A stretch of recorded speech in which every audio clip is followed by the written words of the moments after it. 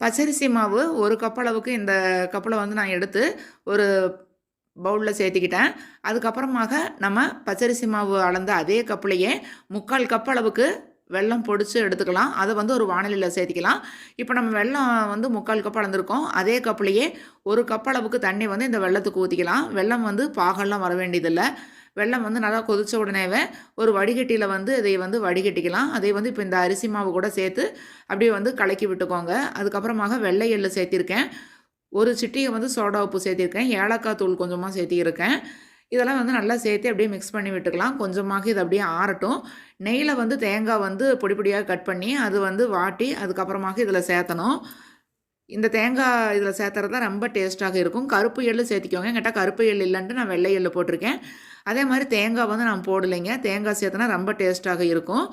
இப்போ நம்ம வந்து இந்த மாவெல்லாம் மிக்ஸ் பண்ணி வச்சுருக்கோம். இதுக்கு வந்து ஒரு வாழைப்பழம் தேவைப்படும்.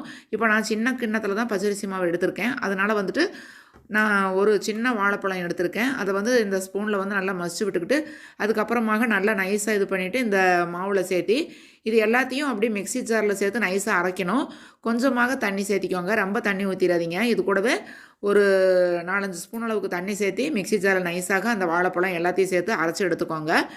இப்போ இந்த மாவு வந்து அப்படியே நம்ம இந்த கிண்ணத்தில் ஊற்றிட்டு ஒரு 5 நிமிஷம் வந்து அப்படியே ஒரு தட்டு போட்டு மூடி வச்சுருங்க. அதுக்கப்புறமாக நம்ம பணியாரமெல்லாம் ஊற்றக்கூடிய அந்த பணியாரக்கல் இருக்குது இல்லைங்களா, அதில் வந்து நெய்யெல்லாம் ஊற்றிக்கலாம்.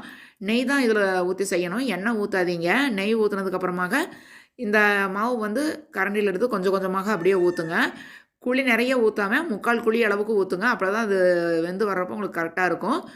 அடுப்பு வந்து சிம்மில் வச்சுட்டு அப்படியே நெய்யிலேயே வந்து இதையே நம்ம டோஸ்ட் பண்ணி எடுக்கணுங்க. சூப்பராக டேஸ்ட்டாக இருக்கும். இது 2 சைடும் அதே மாதிரி வெந்து எடுத்துருங்க. இன்ஸ்டன்ட்டு நெய்யப்பம் அப்படின்னு சொல்லிட்டு இது டேஸ்ட்டாக ரொம்ப சூப்பராக இருக்கும் சாப்பிட. ட்ரை பண்ணி பாருங்கள். உள்ள மாவே இருக்காது. பிச்சு பார்த்தோம் அப்படின்னா சூப்பராக இருக்கும். இது 2 நாள் ஆனாலும் வந்து இந்த பணியாரம் கெட்டும் போகாது.